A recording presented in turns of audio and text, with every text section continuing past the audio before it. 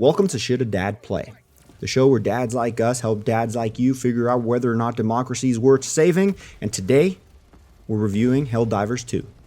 Prove to yourself that you have the strength and the courage to be free. Join the Helldivers.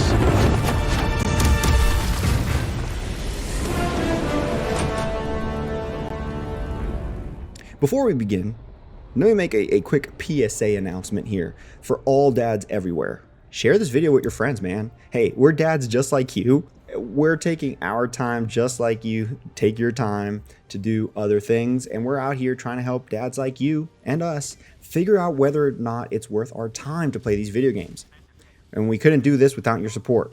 So if you enjoy videos like this where we review video games from a dad's point of view, make sure to drop a like, share it with your other dad friends, and leave a comment with some feedback. So let's spread democracy, let's raise kids, and let's get on with the video. All right, with that out of the way, my name's Paul Irizarry, and today I will be reviewing Helldivers 2 on the PlayStation 5. And let's start off with the story. So the story in Helldivers 2 takes us back to the dystopian future where humanity is united under the banner of Super Earth. The story follows a squad of elite soldiers known as Helldivers, tasked with defending Super Earth from alien threats that threaten its survival. This time around, the stakes are higher, with new alien species and more complex threats emerging from dark corners of space. The narrative, though, for this game is delivered through a series of missions and briefings which provide context and background to your actions, but while the story isn't as deep or as character-driven as some other games, it does serve its purpose well. It creates a sense of urgency and camaraderie among with the players, and the lore of Super Earth and its enemies is expanded upon, and it offers fans the original, game insight into its universe type approach where if you're running through the world, you can find some scattered fragments, some collectibles, and you can get some more context that way. Overall, the story is pretty straightforward, but it's effective. You know what you're doing.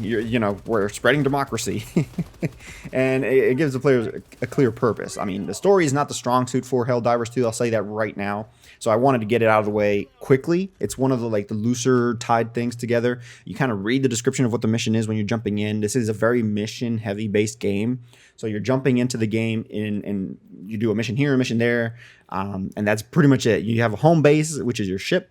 And then you go into the war table, you pick your mission, and you dive right in. You literally hell dive right into the game. This is a game that's definitely best played together with others.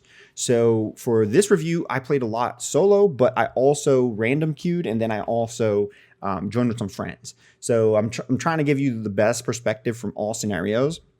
But again, as a dad, most of my time ended up becoming either a solo play, which is very difficult, mind you, in this game, or a random queue where I'm queuing with random players. If we move over on to the graphics and audio, Helldivers 2 improves upon its predecessor with enhanced visuals that bring the chaotic battlefields to life.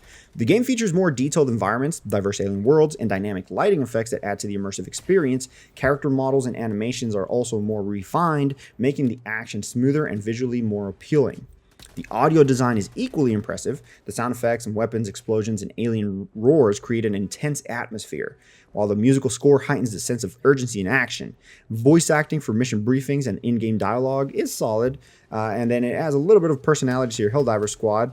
But, together the graphics and the audio work together to make it a pretty good looking game. It's not going to blow your socks off or anything like that. It's not going to be a genre defining experience, but it is enough to get you invested into the world of Helldivers 2, and it serves its purpose really well.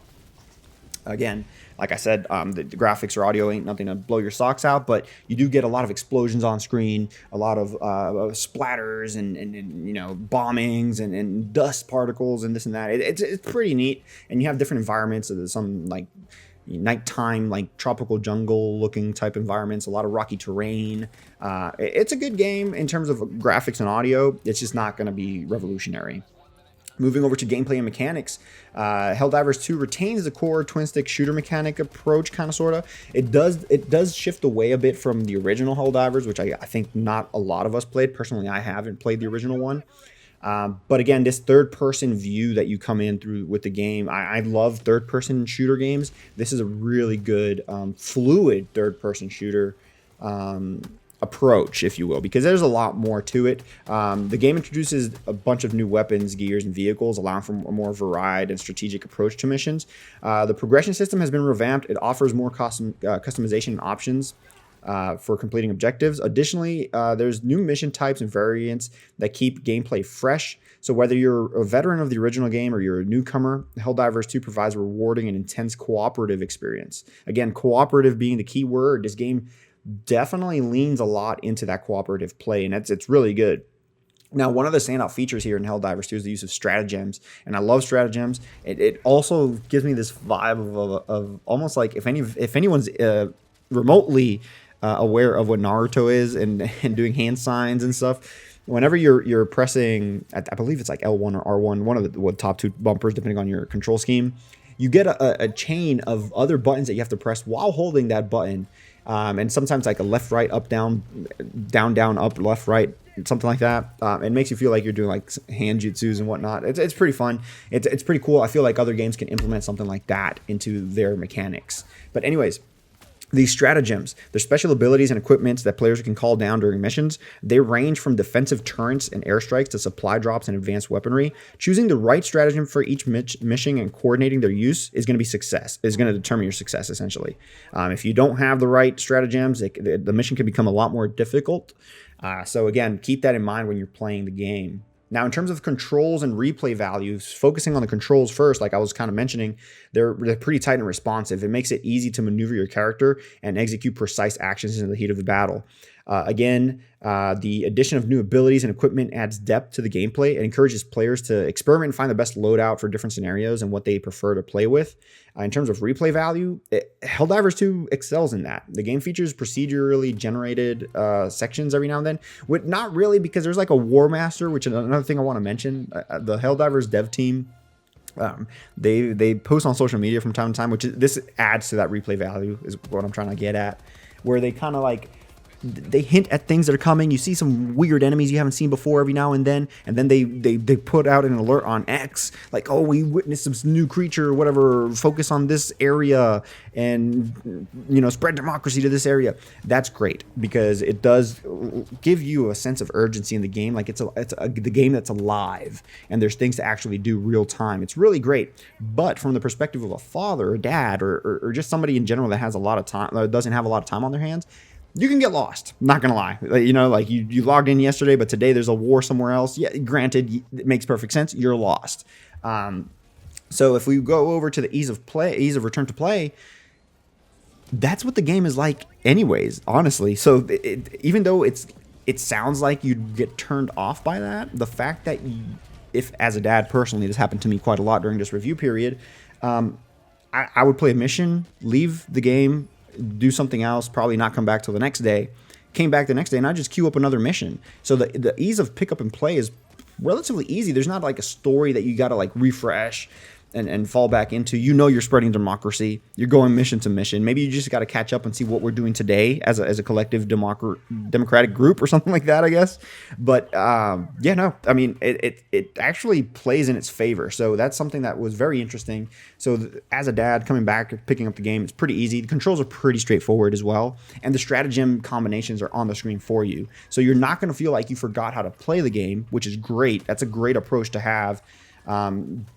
It's not like you need a second tutorial or anything like that. For the most part, you should remember the game because they're pretty much ingrained in your muscle memory. Your left trigger, your right trigger is aiming and shooting.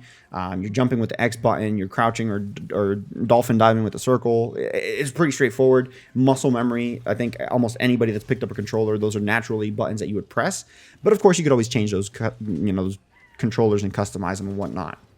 In terms of microtransactions, Helldivers 2 adopts a fair and balanced approach to microtransactions. They offer cosmetics, optional, in-game currency to buy some other gear, not weapon gears, but like cosmetic gear. So again, I think it's pretty fair. I think overall, it's a really great game collectively. Now, the difference between playing alone, playing with a random queue of people, and playing with your friends, it's pretty straightforward. I think this is going to be natural for everyone. If you're playing alone, this game probably loses a point or two in the score that we're fixing to give it here at the end. If you're playing cooperatively with people that you know, add another point or two to the score that we're fixing to give it. And if you're playing by yourself and just random queuing, it's pretty much going to fall right on its head because you don't know. It's a flip of a coin. You don't know what you're going to get with the people that you're queuing up with. But ultimately, for Helldivers 2, us here at Dad's XP are going to give it a score of 8 out of 10. This is a great game. It's a great game to play, to pick up and play, drop and play. This is one that I think every dad should probably just have, honestly, just because it's so easy to pick it up and play. It's so easy to pick it up, do a mission, do 2 missions, and then drop out, get with friends, whatnot.